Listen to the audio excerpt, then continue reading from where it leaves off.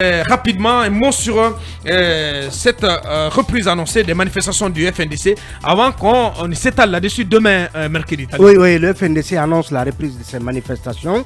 La première date indiquée, c'est celle du jeudi 16 février dans le Grand Conakry, puisque le FNDC estime que, en tout cas, à date, la transition encore ne va pas au rythme souhaité, et parmi les revendications du FNDC sur lesquelles repose cette reprise des manifestations, le FNDC réclame la libération de ses responsables détenus à Conakry et à l'intérieur du pays, l'ouverture d'un cadre de dialogue fécond sous l'arbitrage de la CEDEAO, la publication de la liste nominative des membres du CNRD et la déclaration de leurs biens.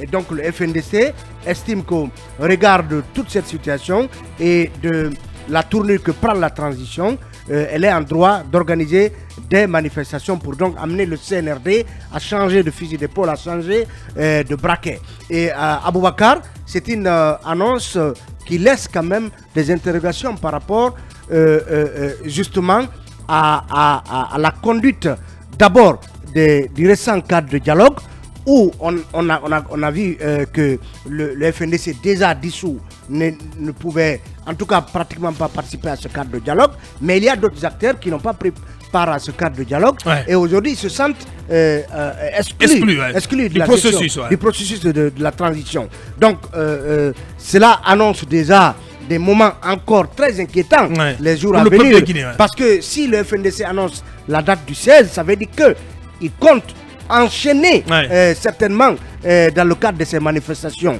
Et Koundounou le disait ici que si la prochaine fois, ce ne sera plus de simples manifestations. Qu'est-ce que ça sera alors, ces manifestations? De quoi auront l'air ces prochaines manifestations? Parce qu'on a l'impression à Boakar que la gente estime avoir vidé son contentieux avec la CEDEAO en acceptant 2 ans de transition, avoir organisé une session du cadre de dialogue, et que désormais c'est la matérialisation du chronogramme qui est la priorité, alors que des acteurs sociopolitiques estiment qu'il faut justement ouvrir un nouveau cadre de dialogue qui inclurait tout le monde. Et j'ai vu cette réaction de Alphonse Charles White par rapport à l'annonce de ces manifestations. C'était chez nos confrères de Dioma.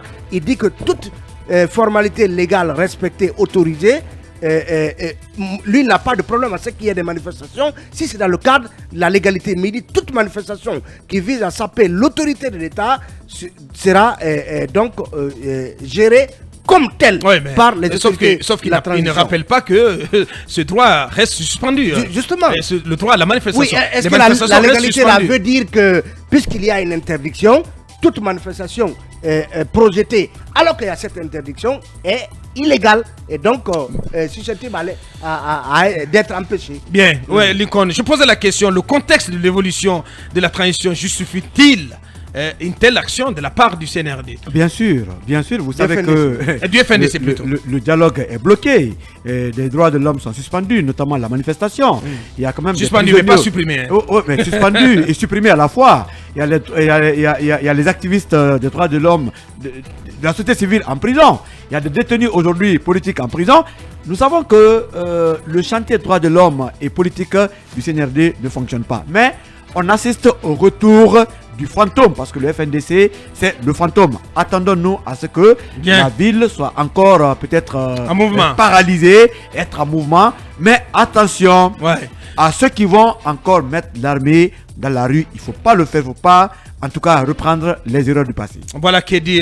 On va revenir plus en détail, plus longuement sur cet appel à manifester du FNDC dans le numéro Mirador de demain, mercredi. Voilà, ceci dit donc, on marque la transition pour recevoir notre invité.